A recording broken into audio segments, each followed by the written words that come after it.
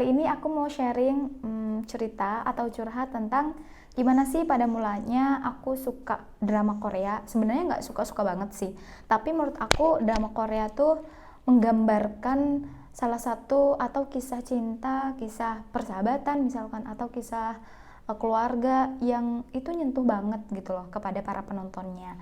Dan aku mau cerita gimana sih pertama kali aku suka atau nonton drama Korea. Itu tuh pada mulanya aku scroll Twitter, Instagram, dan YouTube, beberapa postingan ataupun beberapa potongan tentang salah satu film yang menurut aku, batinku, kok aku jadi penasaran ya sama potongan film ini. Kok kayaknya romantis ya kisah cintanya. Dan film itu adalah film The Descendant of the Sun. Kalau misalkan aku salah nyebut nggak apa-apa ya, aku sih mikirnya begitu. Dan semoga teman-teman juga memiliki pemahaman yang sama. Film ini tuh bagi aku film romantis yang nggak bisa bikin kita move on. Kenapa? Karena kisah cintanya tuh bagi aku luar biasa. Ini kan ada tokoh ya, ada Yoo So Jin dan Kang Myeon. Salah satu kisah yang menurut aku cukup dramatis banget dalam film Korea itu adalah film Descendant of the Sun. Kita di film ini tahu bahwa kisah yang menurut aku dalam peperangan bagaimana sosok laki-laki ini menjadi petugas luar biasa istimewa untuk menangani perdamaian di PBB gitu loh. Yang pada mulanya aku berpikir ini film harusnya action gitu loh, harusnya tentang perang. Tapi karena kehadiran Kang Myeon, salah satu dokter yang kemudian mereka saling jatuh cinta satu sama lain, ternyata film ini bukan menggambarkan film action, tapi film romantis gitu. Dan menurut aku, kenapa drama Korea itu lebih banyak disukai dibandingkan film-film Indo adalah mungkin akses kita ya yang jauh dengan orang-orang atau public figure yang ada di Korea. Kalau misalkan tokoh-tokoh Indo kan kita lihat bagaimana kesehariannya, akun YouTube-nya, dan banyak sekali memerankan film-film ataupun serial pendek ataupun sinetron barangkali. Sehingga kadang tuh kita ngerasa jenuh gitu loh. Oh, ya ini lagi dalam satu serial yang berbeda dengan penokohan yang berbeda tapi orangnya sama. Tapi kalau drakor tuh karena kita memiliki akses yang tidak se-open tokoh-tokoh publik di Korea, jadi kita mikirnya oh ya ini menarik gitu loh, oh ya ini luar biasa.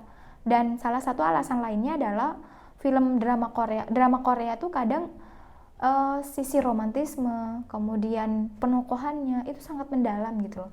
Kisah yang diangkat itu emosional banget.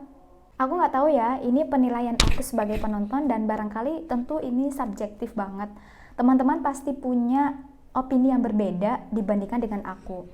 Dan aku merasa film-film Korea atau drakor itu secara alur cerita, kemudian penokohan itu deep banget gitu loh dibandingkan dengan film-film yang ada di Indo. Ini nggak kemudian aku bilang film Indo jelek ya, ada banyak sekali film-film Indo yang bagus. Dan penokohan mulai dari alur cerita, misalkan tentang kisah keluarga, family gitu, itu tuh menyentuh banget dan bikin penonton tuh nangis gitu loh.